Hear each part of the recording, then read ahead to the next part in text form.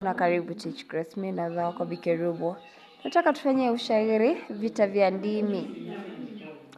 Huyo amshike huyo, hakuna bunduki wala kifami, bomu na risasi hata haziwajui, lakini mno wanashambuliana kwa ndimi zilizonolewa kwa makali, vipande vya matusi silaha zao.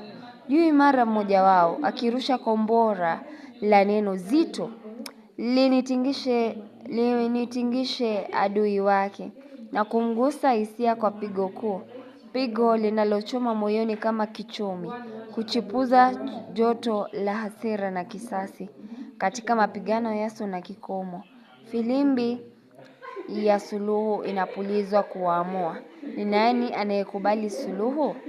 Roho zinakata katakata, huku ukaidi ukinyemelea na kutawala kote. Mabandikizi ya watu yakipigana, vita shadidi visivyo ukomo, vita vya ndimi. Sasa, jua linapungia mkono machweo, nalo giza likinyemelea kwa kiburi na kasi. Sisikii tena sauti za misonyo, mate ya watesi yamekauka, makanwa yao yamelemewa na uchovu. Sasa wameshikana mikono, ishara ya suluhu. Maswali, hili ni shairi la aina gani? Bila shaka shairi huru kwa sababu halijafuata kanuni za uandishi wa shairi. Arudhi, eleza dhamira ya mshairi huyo katika vita vya ndimi.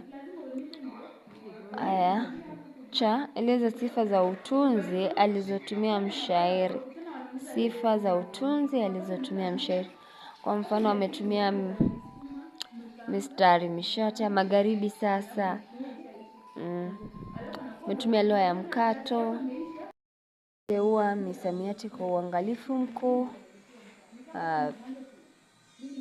Pia ameweza kukiuka baadhi ya sheria za Kiswahili. Kwa mfano linitingishe adui wake, nafaa kuwa limtingishe adui wake. Pigo linalochoma moyoni kama kichomi, kwa sawa. Filimbi ya suluhu inapuliza kuamua. Nani anayekubali suluhu? Huko kaidi ukinyemelea na kutawala kote. Mabandikizi ya watu yakipigana. Hata mathali zozote tatu alizotumia mshairi. Kwa mfano akirusha kombora la neno zito. Pale kombora ni matusi. Alafu na tashbih, pigo linalochoma moyoni kama kichomi katika ubeti wa pili. Kuna maswali balagha, kwa mfano ni nani anayekubali suluhu? Haya, kuna nidaa pale, huyo amshike huyo. Toni ya mshairi katika beti tatu za awali inakuwa ni beti ya kuzindua dhidi ya vita vya maneno.